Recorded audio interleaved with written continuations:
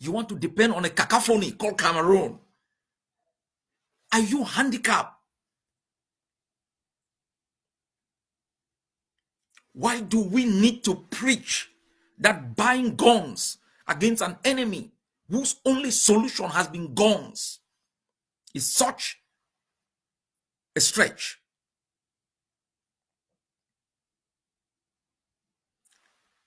They tell you that they want referendum. Quick furniture. Asawana. I want to hear you say Asabuam. Asawana.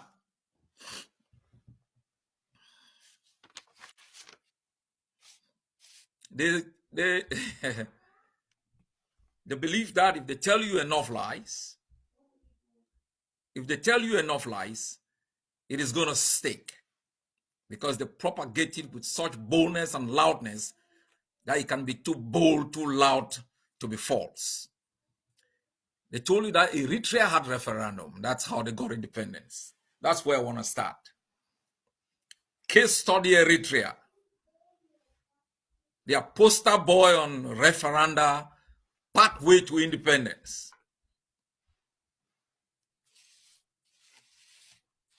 Eritreans were less than 1 million people.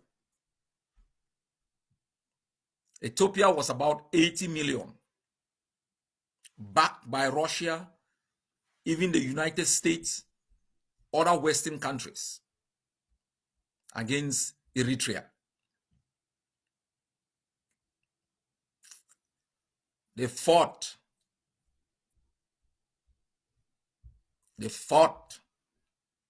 Block by block, hilltop by hilltop. They make their own guns. They captured those of their enemies and redesigned to adapt them to their own terrain. They did not blink. They did not beg. They did not appeal.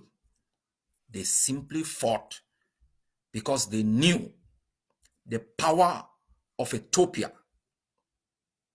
that has salvaged Western imperialism from the anarchy of Adolf Hitler, that stood with the West in ensuring the demise of the axis of evil. They knew the power of diplomacy of the Kingdom of Ethiopia internationally. So Eritrea was not naive to waste its time in the corridors of power at the international level. Eritrea knew if it had to survive, it will have to fight. And fought they did. When they quote Eritrea as an example of a place that got independence through a referendum, you should know the truth. Eritrea got independence in 1991, what we call de facto independence. They had captured Asmara, their capital. Ethiopia was defeated 1991. The referendum in Eritrea took place 1993. And why? Why did Eritrea, after defeating Ethiopia, Comrade Isaiah, who is current president, call on the United Nations to live up to its moral obligations to call for a referendum for Eritreans' independence?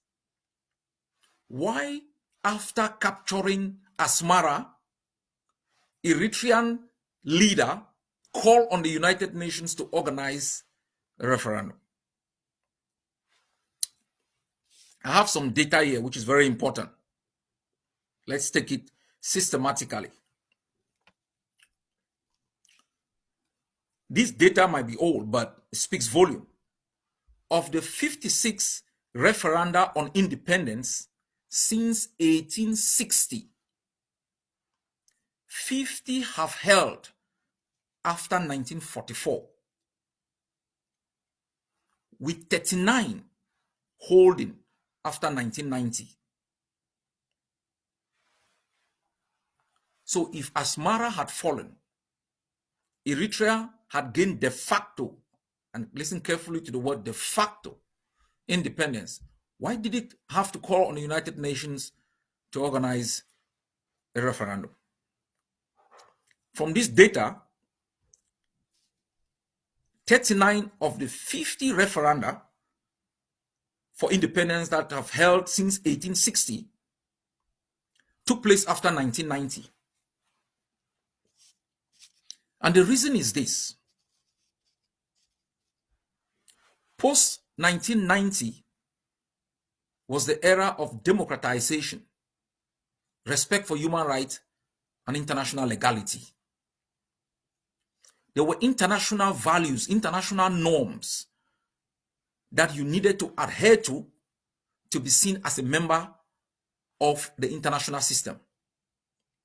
All or most of the referenda post 1990 was not for independence, was for international legitimacy.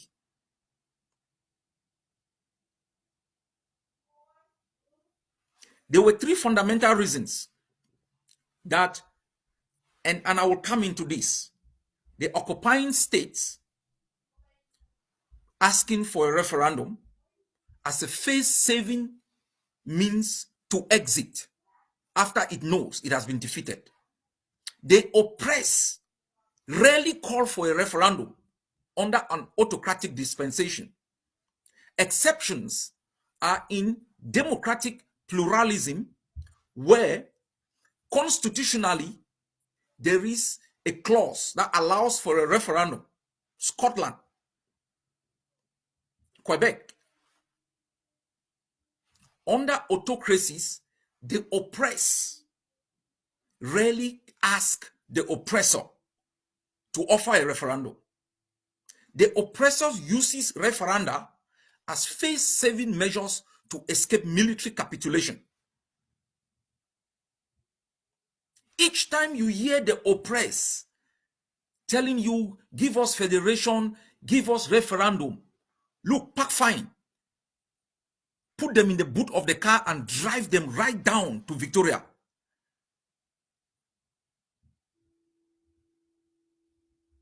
It's like, I don't know how to put it. John Frundi wins an election, the enemy ferries tanks from Yaoundé, locks him up in Tarinkon, and he was on VOA, Radio France, calling himself legitimate president. Or you find the other guy there in Nigeria, Mr. Obi, claims to have won an election, and is insisting that the courts in Abuja would declare him winner, not Tinubu. This is the level of naivety that you have in political figures in the continent.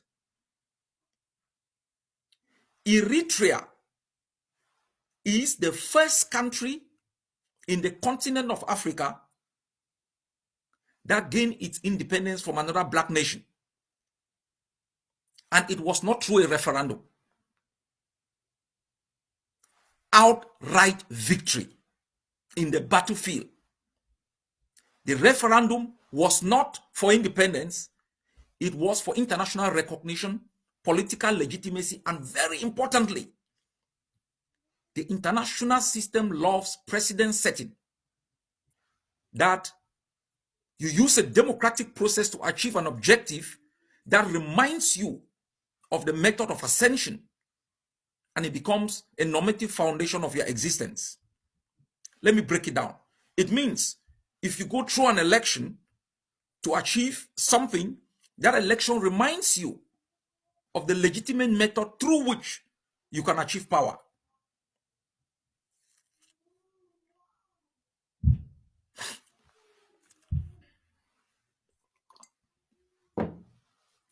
So let's factor in Ambazonia. You ask people to buy guns. They can't buy guns.